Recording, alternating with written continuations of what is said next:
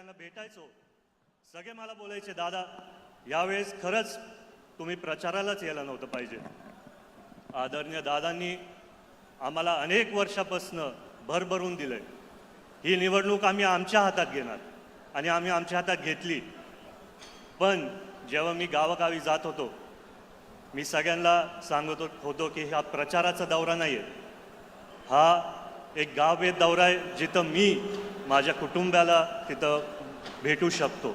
त्यांचे काय भावना असतील ते मी समजून घेऊ शकतो, त्यांचे काय अडीअडचणी असतील ते मी समजून घेऊ शकतो. तुम्ही ते LED वाले थोडं थांबता का? तुम्ही आवाज खूप करताय, थोडं थांबा. गावागावी जाताना जेव्हा आधी आपण दादांसाठी प्रचार करायचो, एक वेगळा आनंद होता, एक उत्साह होती. सगळ्यांच्या मनात दादांसाठी आपण प्रचार करतोय आणि 5 वर्षांनी प्रचाराची वेळ यायची तेव्हा रॅलीज करायचो. युवकांना पण तिथं मनापासून प्रचार करायला आवडायचं. पण यावेळेस एक काहीतरी माझ्या मनात नाही आहे, नाहीतर मनात जे होतं ते दिसून येत नाही आहे.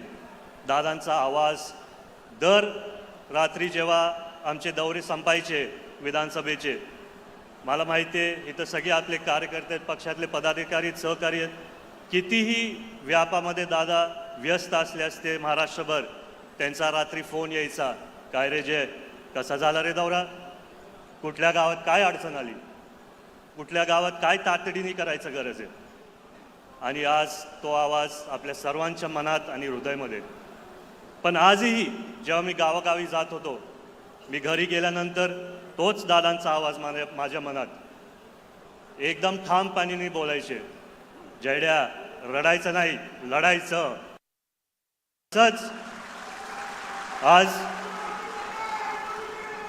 तुमच्या समोर परत येऊन दादांच्या आशा माझ्या मनात असून मी इथं भाषण करू शकतो.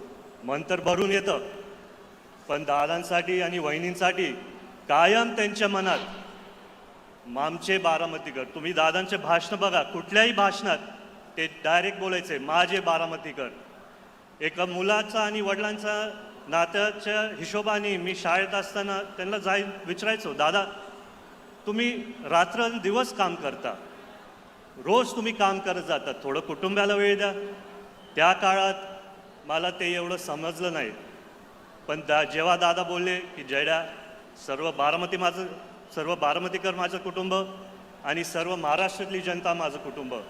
पण आज मला कळतंय की दादा एवढं मोठं कुटुंब मला तिथं सोडून गेलेत आणि त्याच्यामुळे आपण एकत्रित एक इतिहास घडवू शकतो यावेळेस.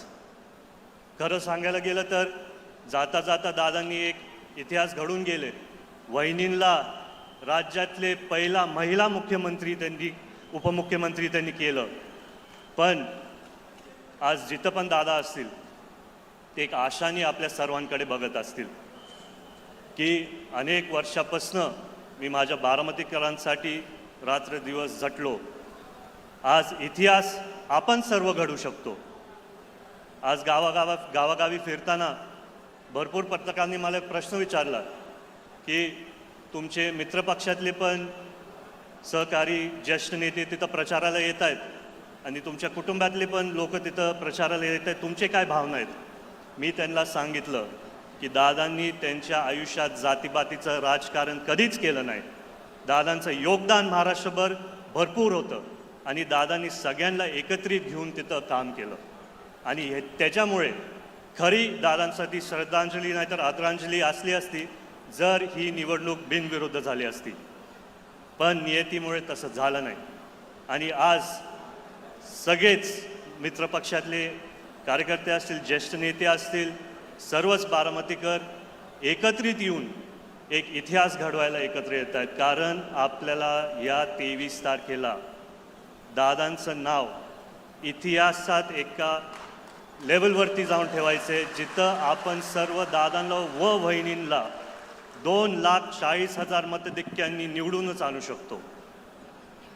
वहिनींना मी प्रश्न विचारला की तुमच्या मनावरती एवढं डोंगरासारखं दुःख असून तुम्ही हा पुढाकार कसा घेतला?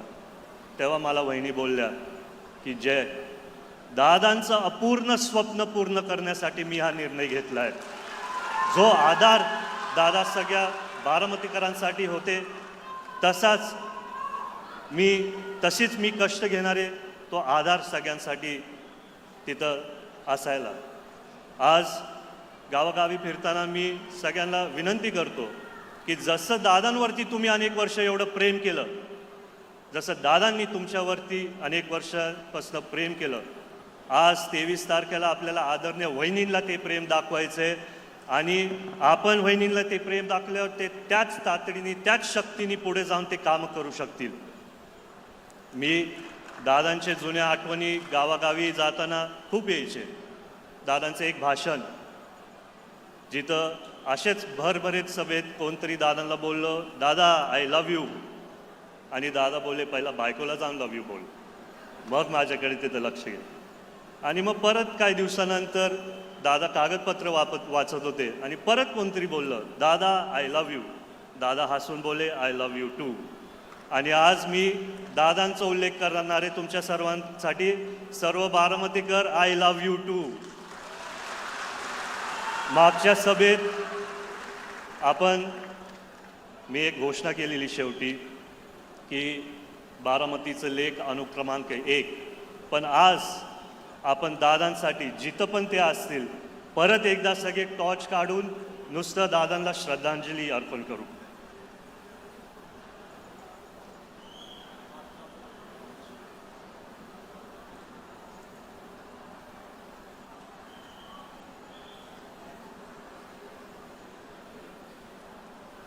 एवढं प्रेम दादा जिथं पण असतील त्यांचं पण मन भरून येईल. आज आपण सर्व इथं आला, माझे 2 शब्द ऐकले. जय हिंद, जय महाराष्ट्र, जय राष्ट्रवादी.